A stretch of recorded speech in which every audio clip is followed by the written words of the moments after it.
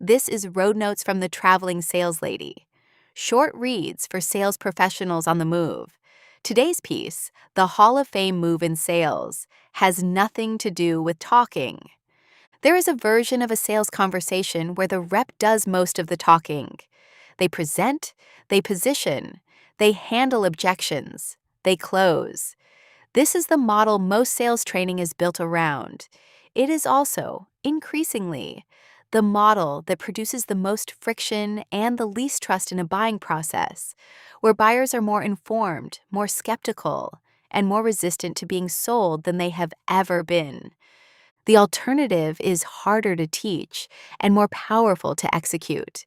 It is the practice of asking precise questions, then listening with enough patience and discipline to let the buyer's own answers do the work, not listening to formulate the next question, not listening to identify the objection to overcome, listening to understand so completely that the path from where the buyer is to where they need to be becomes visible to both people in the room at the same time. When that happens, the buyer doesn't feel sold, they feel understood. And understood buyers buy. Sales coach Stephen Pia of Coach Media calls this listening clients into buying. He describes it as the Hall of Fame move in sales. The mechanics behind it are not simple.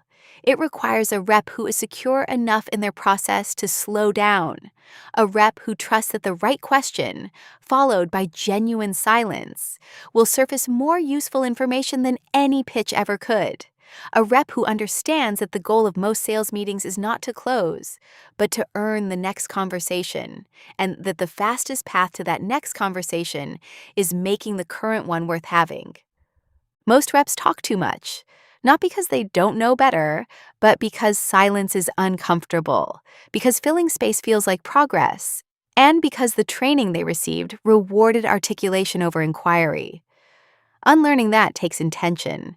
It means sitting with a question long enough for the buyer to give a real answer instead of a surface one. It means following the thread of what they actually said instead of pivoting to the next agenda item. It means treating the conversation as the product rather than the means to get to the product. Listen clients into buying. That's the Hall of Fame of sales. When you can do that, you've stopped selling entirely. You're just helping someone see what they already need. Here are 3 things for your consideration. 1. What percentage of your last sales meeting was you talking versus your buyer talking? Most reps who estimate this are wrong by a significant margin. They remember the questions they asked, but not the space they filled between the answers. A rough rule worth testing. If you're talking more than 40% of the time in a discovery conversation, you're probably not listening enough. Record a call with permission and find out where you actually are. 2. When a buyer answers a question, what do you do next? The instinct is to respond, validate, and move to the next question. The higher leverage move is often to follow the thread of what they just said. Go deeper into what they mentioned. Ask what they meant by a specific word. Let the silence invite them to keep going. The best information in any sales conversation lives just past the first answer. Most reps never get there because they move on too quickly. 3. Have you ever had a buyer talk themselves into a decision without you closing? If yes, think about what happened in that conversation that was different. What questions were asked? How much space was given? What didn't you say that you normally would have? That conversation is a blueprint. The conditions that produced it are reproducible. The skill is in recognizing them and creating them deliberately, rather than stumbling into them occasionally. Buyers don't want to be sold. They want to make a good decision. The rep who helps them do that by asking better questions and listening longer than feels comfortable is the one they trust, return to, and tell others about.